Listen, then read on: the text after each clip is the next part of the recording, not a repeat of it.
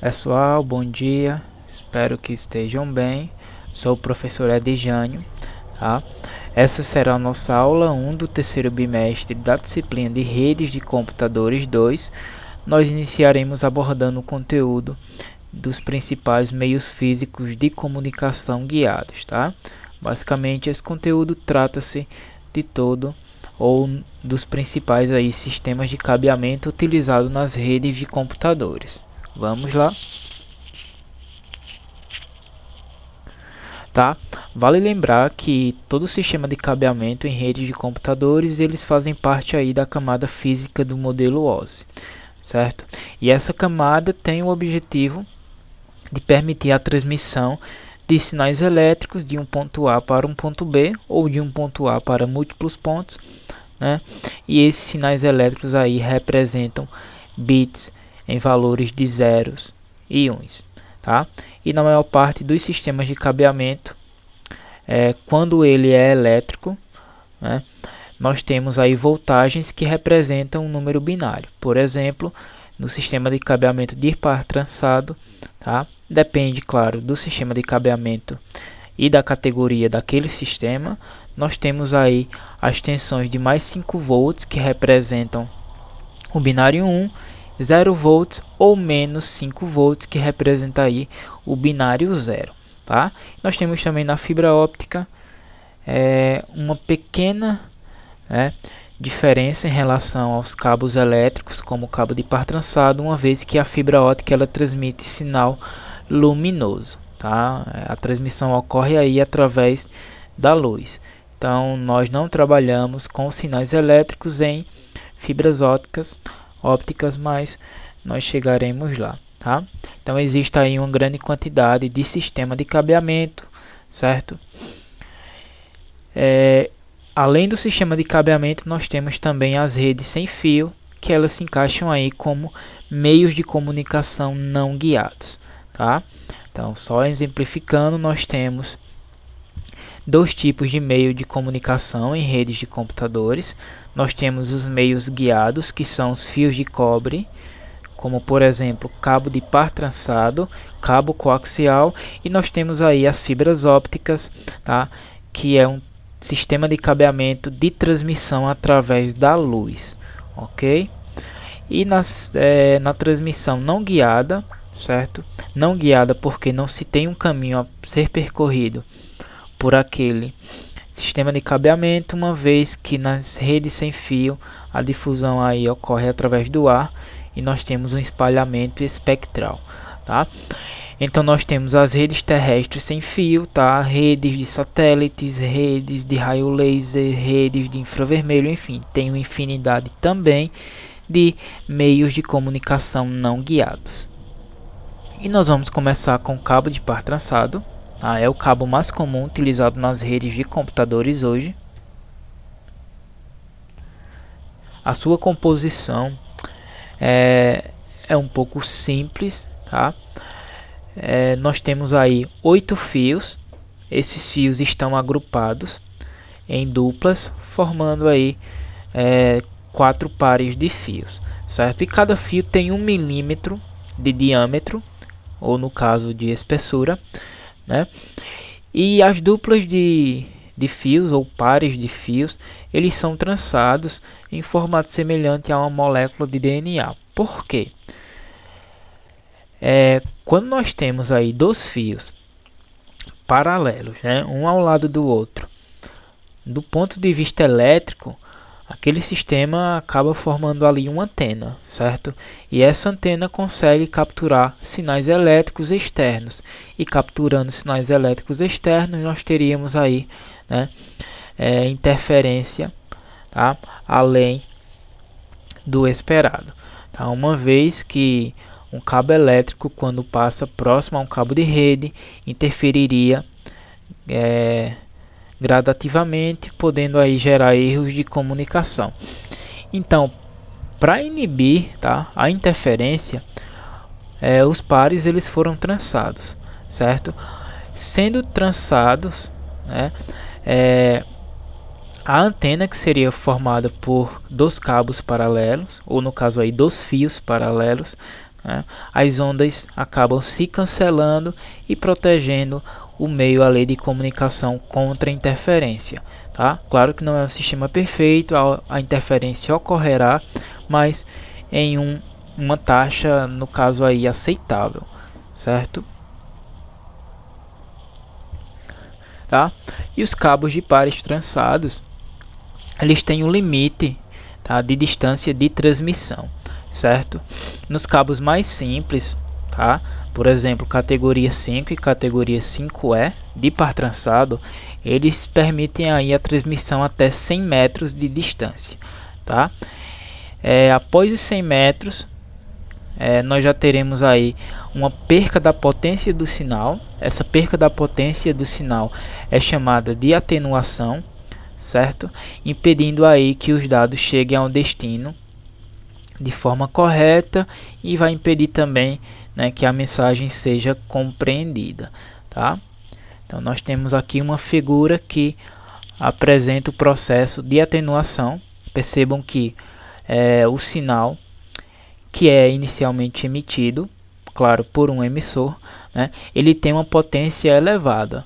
Conforme aquele sinal vai trafegando no cabo, ele vai perdendo sua potência. E chega um momento em que essa potência não é uma potência possível de ser decodificada pelo receptor. E no caso aí nós teríamos um erro de transmissão. Então, cabo de par trançado, né, tem um limite aí de 100 metros, certo? Existem algumas recomendações para que se use até no máximo 80 metros, que você tem uma garantia maior de que erros de atenuação não ocorrerão aí na sua rede, tá? Mas até 100 metros é permitida a sua utilização, ok?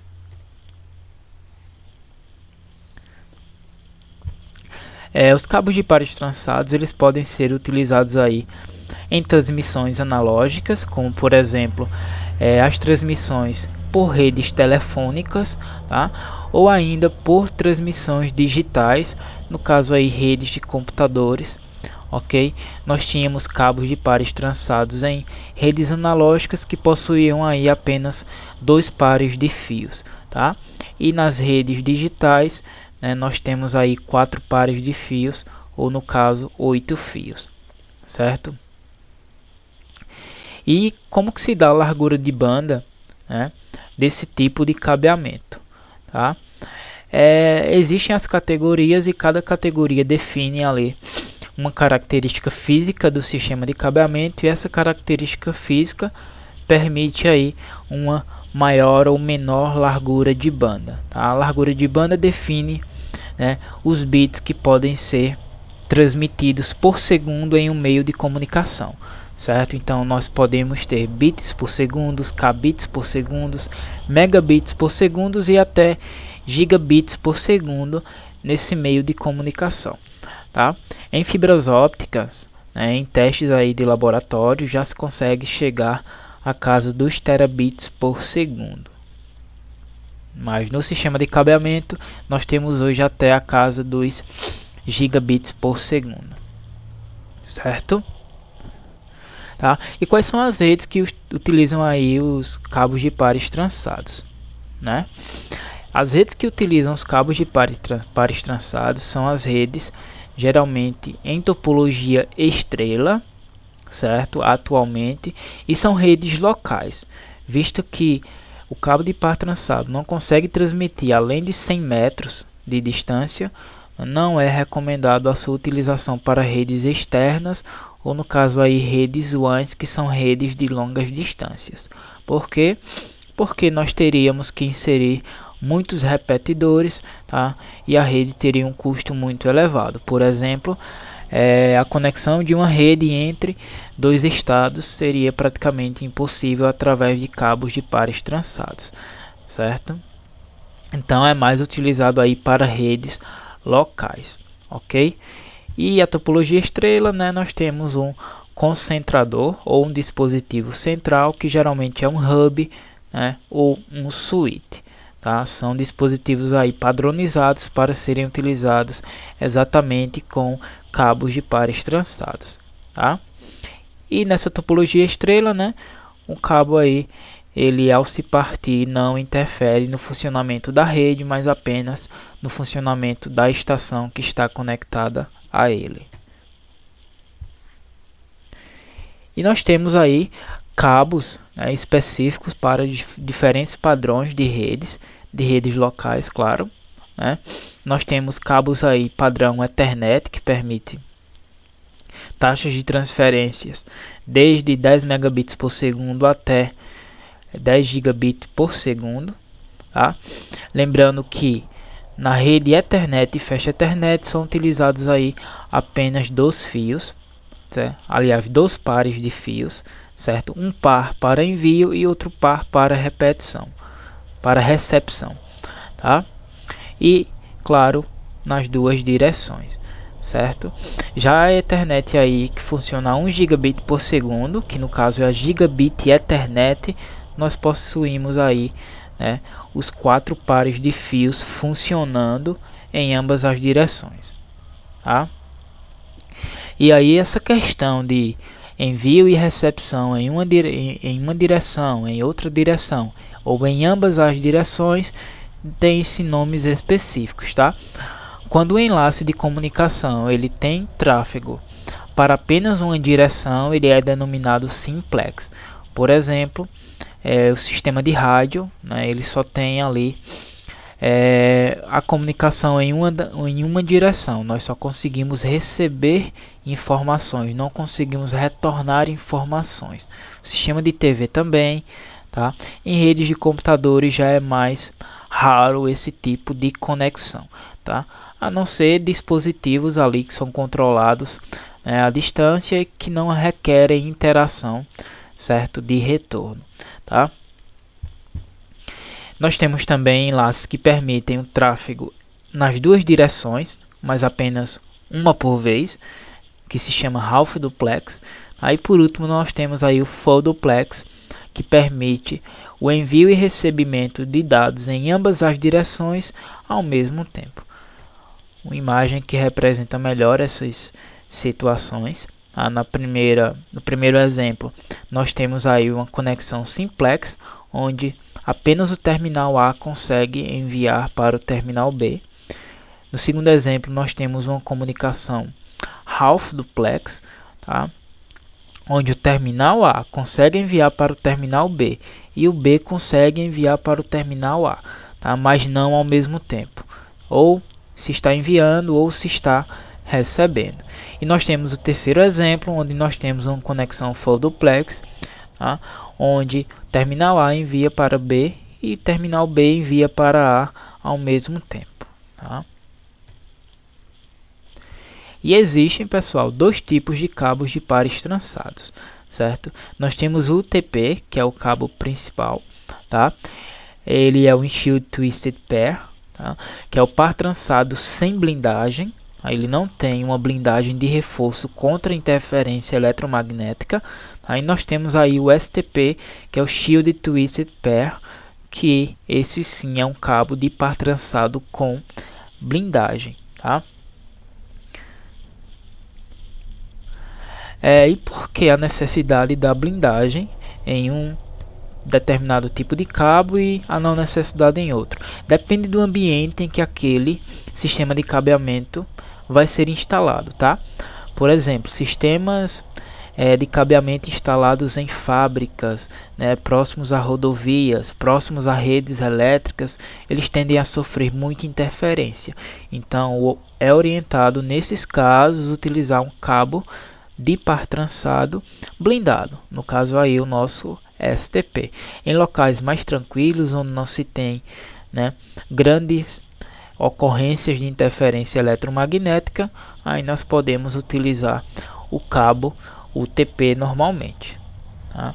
Um exemplo aqui em figura para vocês, tá? O primeiro cabo é um cabo de par trançado sem blindagem, um Shielded Twisted Pair, tá? Percebam que existem apenas aí os pares de fios, não existe nenhuma blindagem, certo? E existe a capa de isolamento, que geralmente é em material plástico, especificamente em PVC. tá? Já o segundo exemplo, o STP, nós temos aí, além dos pares trançados, né, um sistema aí de blindagem, que pode ser metálico ou de cobre, que protege aí os fios internos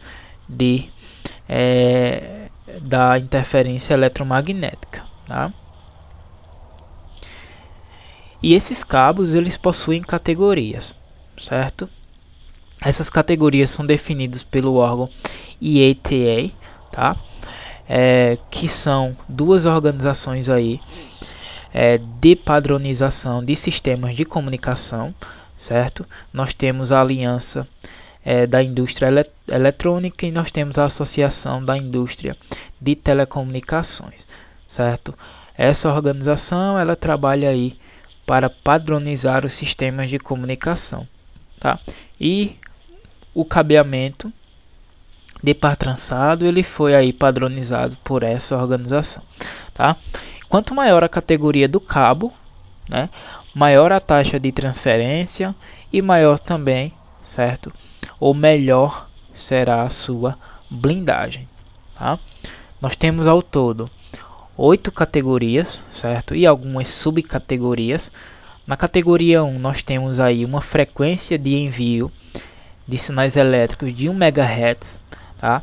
Lembrando que a frequência indica quantos pulsos elétricos podem ser emitidos por segundo, tá? Nós temos a medida base, que são os Hertz, tá? Por exemplo, digamos que 1 Hertz possa ser emitido por segundo, tá? E aí nós dobramos, certo? Os valores, tá? E chegamos a valores bem elevados, como por exemplo os megahertz, que representam aí 1000 pulsos elétricos por segundo, tá? A partir de megahertz nós temos aí nós temos os hertz, os kHz, que são 1000 hertz por segundo, tá? E nós temos os megahertz, que são aí 1 milhão de hertz por segundo, ou pulsos elétricos por segundo, e nós temos os gigahertz, que são 1 bilhão de pulsos elétricos por segundo, tá? Então, os sistemas de cabeamento hoje conseguem trabalhar aí na casa dos megahertz e 2 gigahertz, tá? E nós temos a taxa de transmissão, que indica quantos bits podem ser transmitidos dentro daquele, né, daquela frequência de hertz ou pulsos elétricos utilizados. Aí na categoria 1 nós temos uma frequência de 1 MHz e a taxa de transmissão de 1 megabit por segundo.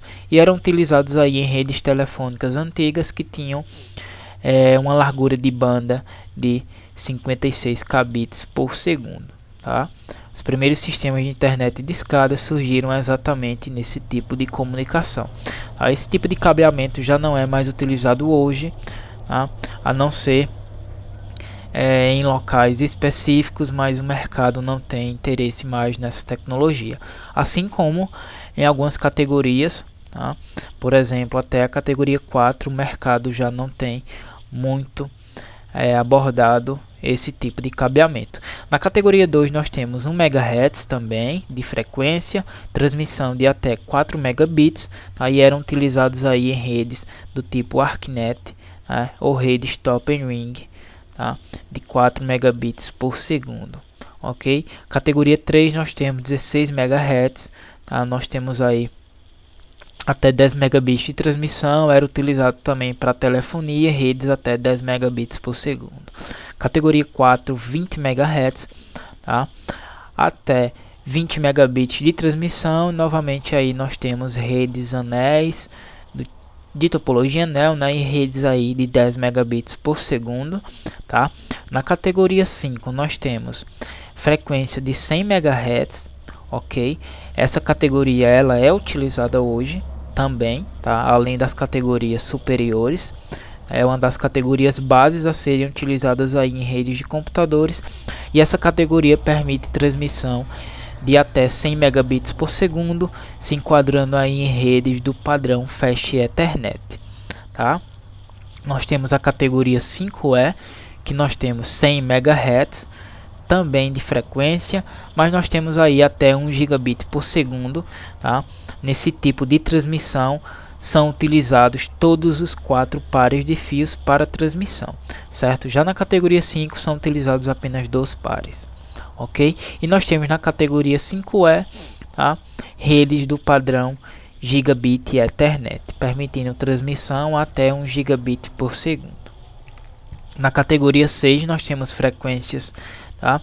Uma frequência mais alta de 250 MHz, uma taxa de transmissão de 1 gigabit por segundo, e nós temos aí já cabos blindados, né? Cabos do tipo STP, ok? Categoria 6A nós temos 500 MHz, certo? Até 10 gigabit por segundo de transferência, né? São cabos blindados. Categoria 7, 600 MHz até 10 gigabits por segundo, também cabos blindados. Categoria 7A, 1 GHz de frequência até 40 gigabits por segundo, são também cabos blindados. E a categoria que ainda está em análise, né, é a categoria 8, ainda está em padronização, tá? Nós temos aí 2 GHz de frequência e ela permitirá aí até 40 gigabits por segundo, né, de transmissão, ok? Então, nossa primeira parte sobre cabeamento, né, foi essa. Espero que vocês tenham compreendido. Bons estudos. Até a próxima.